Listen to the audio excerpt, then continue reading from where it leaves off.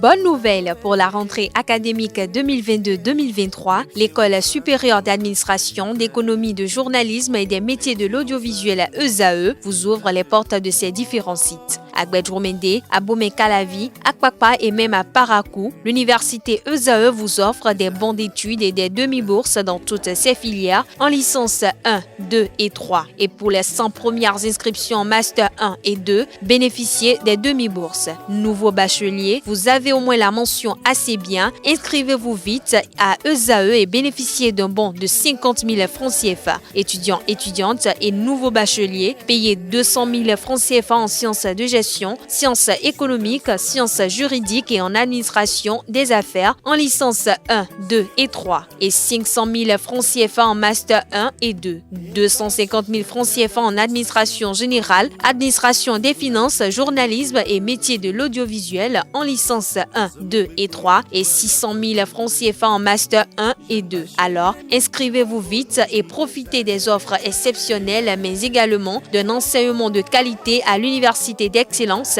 ESAE. Infoline 90 93 65 21 ou le 98 98 14 00. ESAE, l'excellence à un nom.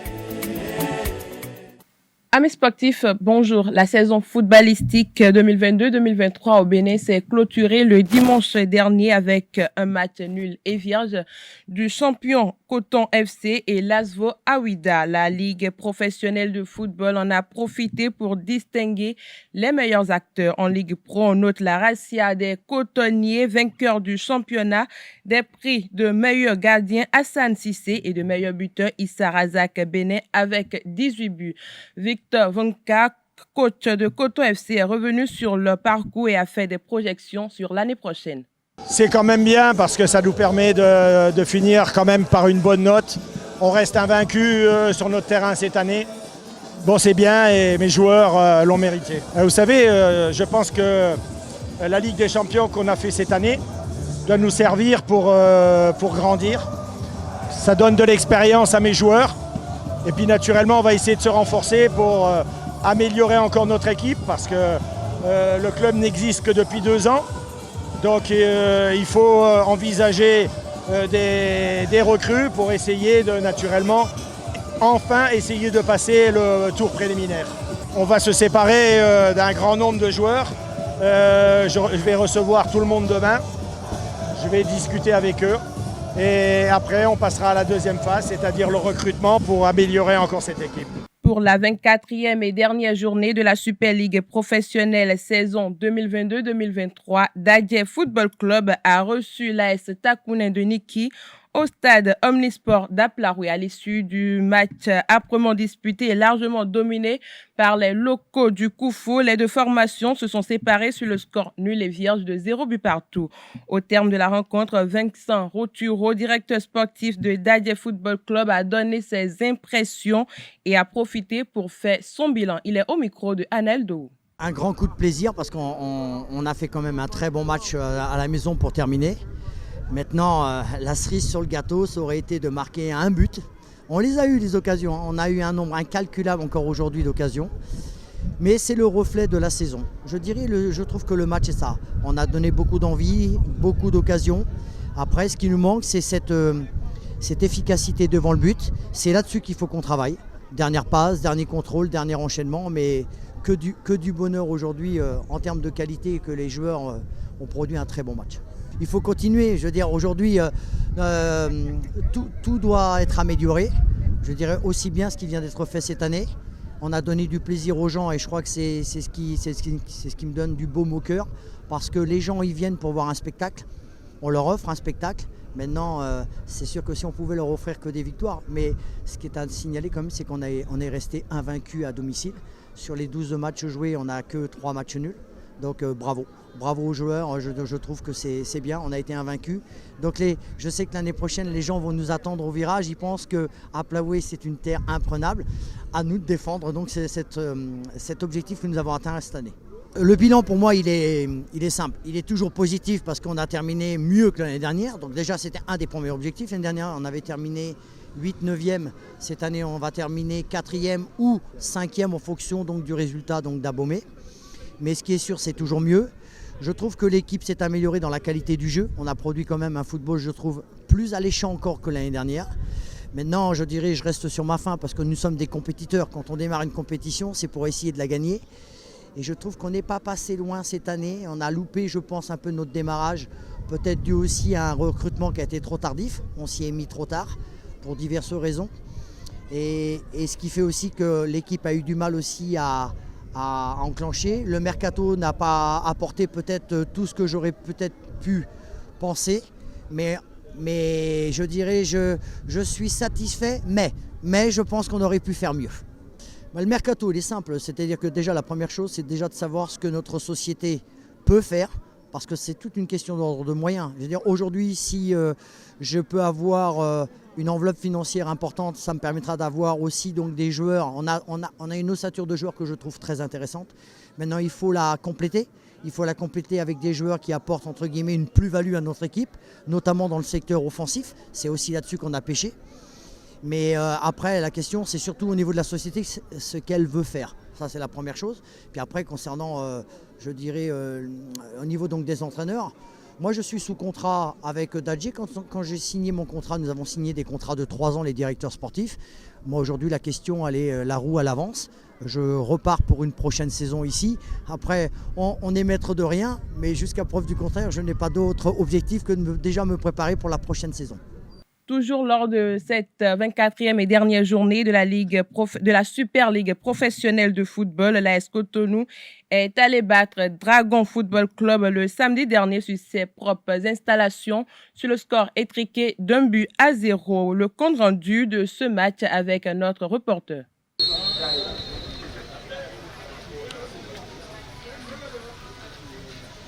24e et dernière journée de la Super Ligue professionnelle de football saison 2022-2023. AS Cotonou finit la saison sur une bonne note. En déplacement à craquer sous une pluie battante, les Bleus et Blancs sont venus à bout des Oranges et Noirs sur le score étriqué d'1-0. Après une première partie âprement disputée, c'est à la seconde période que AS Cotonou trouve ses repères. 78e minute, Mohamed Boladi envoie un bolide dans les filets du dernier rempart de Dragon FC.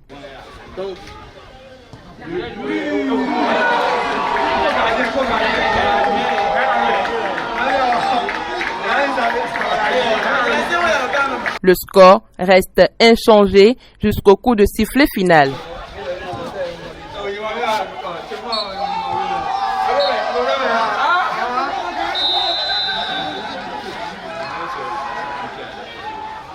En Ligue amateur, Abeille FC a surfé sur la compétition tandis que Sam Nelly a remporté le championnat féminin devant Espoir Football Club.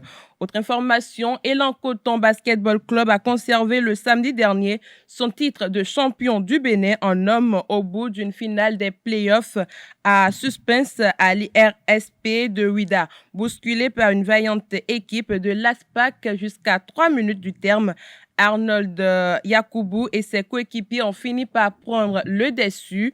77-73. Suivez la réaction du capitaine Yakoubou et l'analyse de son coach Gilles Alain Kouamo-Sango.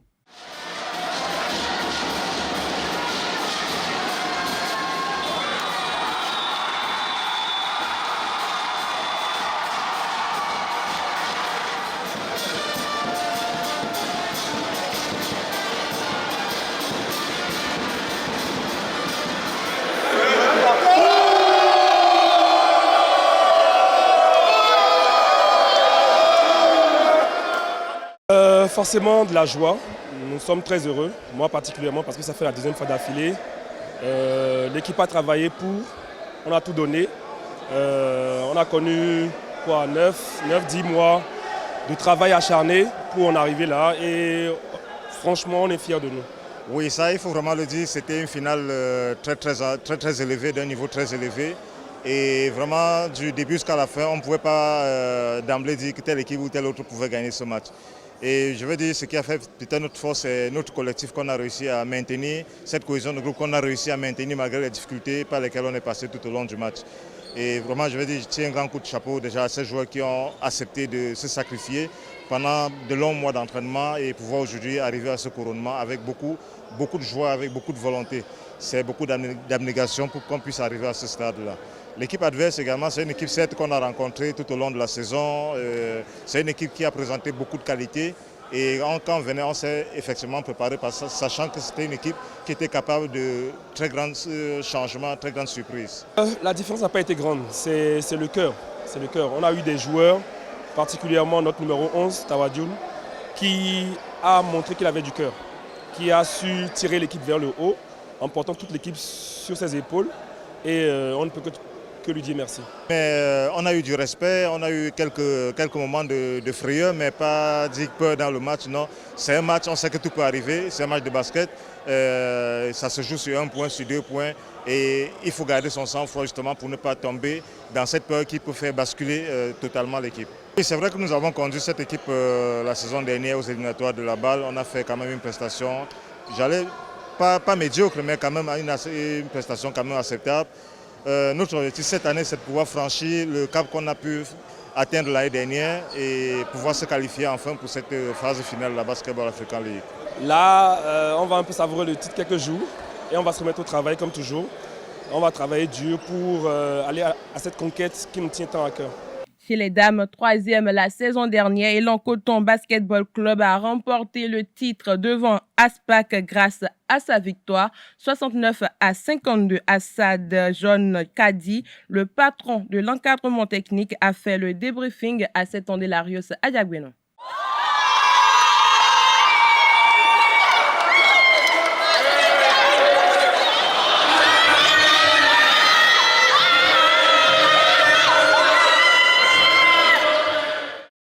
Tout d'abord, je dis à mes joueuses, respect de l'adversaire. La première des choses, il faut respecter. Et pour ça, on a joué 5 matchs durant toute la saison. On a gagné les 5 matchs. Et le dernier match, c'est la finale. J'ai dit à mes filles, attention, la finale, tout peut arriver à tout moment. Et au début du match, elles étaient crispées. Mais malheureusement, avec un temps mort, on a pu changer les données. Mais la finale, c'était bien, c'était bien. Moi, j'ai trop aimé le match. Ismaël Onifade, président de la Fédération béninoise de basketball, a dressé un bilan positif de la saison 2022-2023. Avant d'aborder le bilan, ça fait partie d'ailleurs même du bilan, c'est des mots de remerciement à l'ensemble des acteurs qui nous ont accompagnés durant la saison professionnelle de basketball. Donc c'est vrai qu'aujourd'hui c'est la dernière journée de cette saison et qui est marquée par des matchs de très bonne qualité, de haute facture. Et je peux dire sans me tromper que nous avons connu une saison sur le plan technique qui a été relevée. En début de saison, c'était un peu difficile à cause des petits soucis qu'il y a eu sur le plan de la gestion. Et également, particulièrement sur le plan de tout ce qui était entente au départ pour démarrer cette saison. Mais on s'est rattrapé avec les clubs, on s'est entendu, on a relancé l'ensemble des clubs et pour qu'elles puissent, on leur a permis aux clubs de se renforcer. Et cette saison, nous l'avons connue, en tout cas de la plus belle des manières possibles. Je ne pense pas que pour quelqu'un qui connaît réellement le basketball, pour quelqu'un qui a vu les saisons antérieures et qu'on puisse dire que la saison sur le plan technique, elle est moins bonne. Nous avons vu le début de saison qui a été timide où les clubs s'observaient, les matchs étaient plus ou moins faciles ou difficiles, mais nous avons connu des playoffs qui ont été de très bonne facture, avec de grandes surprises. Et ces surprises ont continué justement jusqu'à la finale, parce que les finales font partie des playoffs. La finale des dames d'abord a été un match de niveau plus élevé que le niveau de la saison régulière. Ça nous a rappelé, et disons, ce qu'on a vu la saison dernière, mais la saison et la finale des hommes a été d'un niveau technique très élevé. On a vu des joueurs jusqu'à la fin du match avec des ressources physiques sincèrement intactes et puis un niveau technique vraiment élevé. Et je pense que nous avons eu des personnes qui sont venues dans cette salle, qui sont des personnes avisées, des personnes connaisseurs du basket de haut niveau. Nous avons eu, par exemple, Yann Maimi, qui est un ancien joueur de la NBA, qui connaît le basket de haut niveau. Nous avons eu droit à certaines personnes, des anciens joueurs de la sélection nationale du Bénin, et comme M. Jean Quenom, qu'on appelle communément Gros Jean, qui également a fait ses appréciations. Il y a M. Zimé, donc il y a tout ce monde, il y a également les grands coachs, disons les doyens des coachs comme M. Tonon, qui ont fait leur appréciation de ce que nous avons vu aujourd'hui comme basketball et délivré par ces enfants et nos jeunes qui sont du basket de très bonne facture. La Super League africaine, initialement prévue pour débuter en août 2023, va finalement démarrer au mois d'octobre 2023. Selon les informations d'Afrique Foot, la décision de reporter le coup d'envoi de la Super League africaine découle de la volonté de la Confédération africaine de football CAF d'effectuer des ajustements et des préparatifs adéquats. Ceci pour garantir le bon déroulement de la compétition. Patrice Motsepe a souligné l'importance de prendre le temps nécessaire pour assurer une organisation sans faille et une expérience optimale pour les équipes participantes et les supporters. Dernière information, la Fédération internationale de football, Association FIFA et l'Arabie Saoudite ont finalement annoncé que la prochaine édition de la Coupe du monde des clubs se déroulera dans le pays. L'événement, qui aura lieu du 12 au 22 décembre 2023, marquera la 20e édition de la compétition avant la transformation en un tournoi à 32 équipes aux États-Unis en 2025. La Coupe du monde des clubs 2023 réunira les meilleures équipes de différents continents. Outre le champion d'Europe en titre, Manchester City, dont la présence est déjà confirmée, le vainqueur de la Copa Libertadores 2023, rejoindra également la compétition une fois connue. Des équipes telles que le club Léon Al-Ahly, Uruya Red Diamond, Auckland City et Al-Ittihad se préparent à affronter les meilleurs clubs du monde dans une compétition acharnée. C'est tout pour la page des sports de ce matin. Merci pour votre attention et à très bientôt.